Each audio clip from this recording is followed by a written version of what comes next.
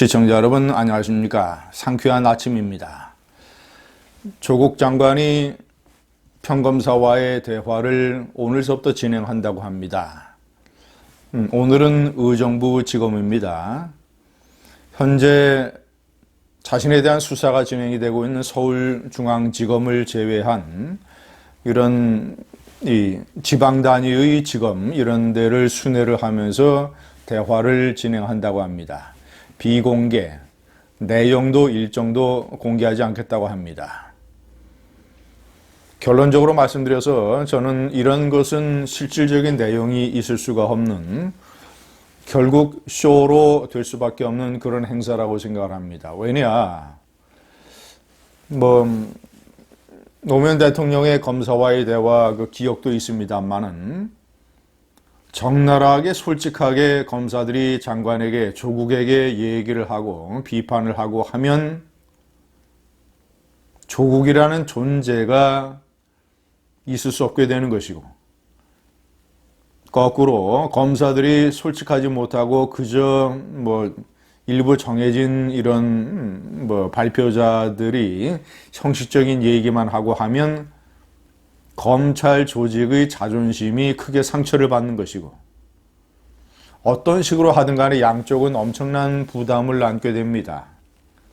만약에 또 적나라하고 솔직한 얘기가 다 튀어나온다면 그 얘기를 처리하는 것도 대단히 어려운 일이 될 것입니다. 지금 현재 조국과 검사들이 대화를 한다. 그럼 제일 중요한 문제가 뭐겠습니까? 당신은 법무부 장관 자격이 있느냐? 이 문제 아니겠습니까?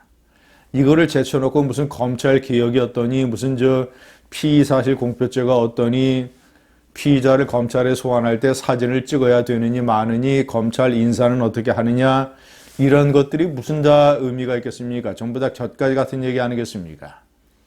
모든 국민이 궁금하게 생각하는 현재 한국 검찰의 최대의 논란거리, 조국의 법무장관 자격, 이 문제가 비공개 간담회라 하더라도 튀어나올 수 있겠습니까?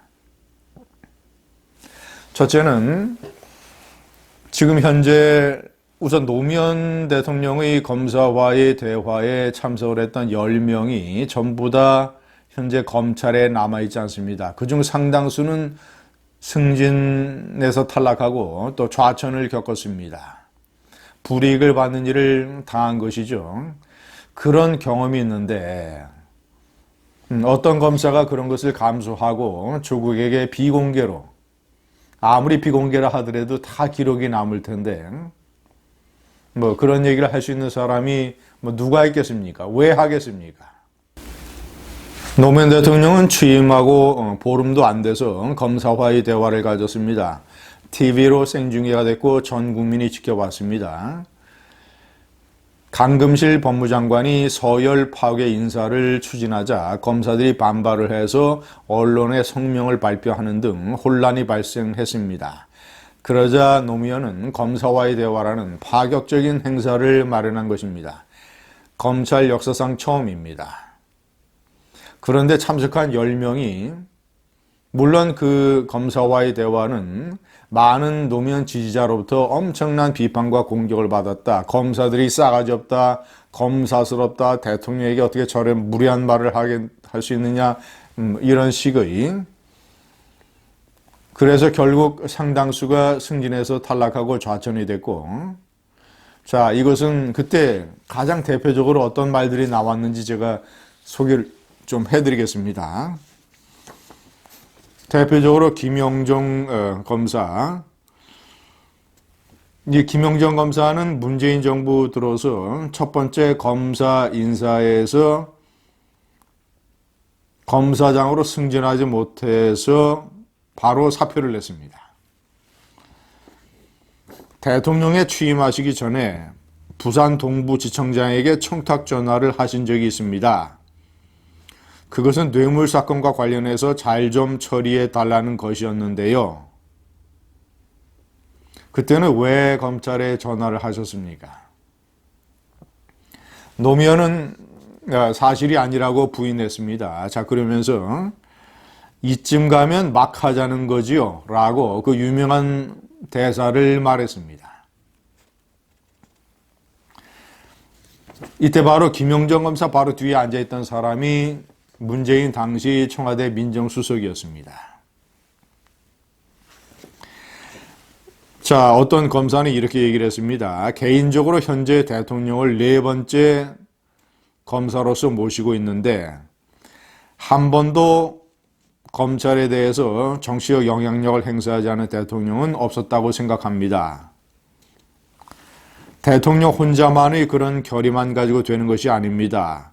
대통령 주위의 친인척이라든지 거론해서 죄송스럽습니다마는 최근에 형님에 대한 어떤 해프닝 이런 것을 포함해서 주위에서 또 생길 수가 있습니다. 형님은 노무현의 형 노건평 씨를 얘기하는 것이죠. 자, 대표적으로 이 노무현 지지자들이 집중적인 공격을 가했던 당시 박경춘 검사가 한 얘기입니다. 모 언론 기사를 보면 대통령님께서 83학번이다라는 보도를 어디서 봤습니다. 제가 혹시 기억하십니까? 이런 식으로 질문을 했습니다.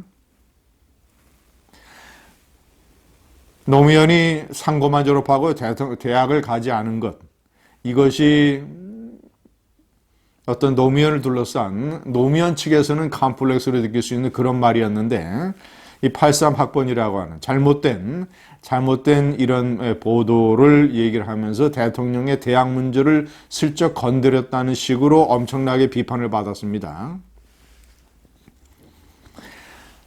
자, 그 박 검사는 또 이런 질문도 했습니다. 대통령께서 문민화 표현을 해서 저는 표현을 가지고 말씀 좀 드리고 싶습니다. 문민화 표현 자체가 이게 군사 독재 시절 때 나왔던 말입니다. 그것을 극복하는 과정에서 나온 얘기입니다. 그래서 저희가 듣기에도 이게 과연 내가 군사 독재 시절에 내가 무슨 독재의 주구였나? 지금도 내가 주구인가? 그러니까 노무현이 문민화를 자꾸 얘기하는 것은 군사 독재, 권위주의 시절을 비판하는 것이고, 자, 그거와 연관돼서 예를 들어서 그 권위주의 시절에 검사를 했던 사람들 혹시 그런 내가 죽으라는 공격을 받는 것 아니냐라는 피해의식이 있다라는 식의 얘기를 한 것이죠. 자, 제가 3번째 명기를 해놨습니다만 당시 참석한 문재인 수석은 나중에 자신이 그 책에서 목불인견이었다. 이러니까 검사스럽다는 말을 듣는 것이다 라는 식으로 당시의 행사를 매우 신랄하게 비판했습니다. 시청자 여러분, 제가 말씀드린 대로 일부 검사들이 약간 대통령의 입장에서 봤을 때 무례하고 좀 지나친 표현을 썼을 수가 있습니다.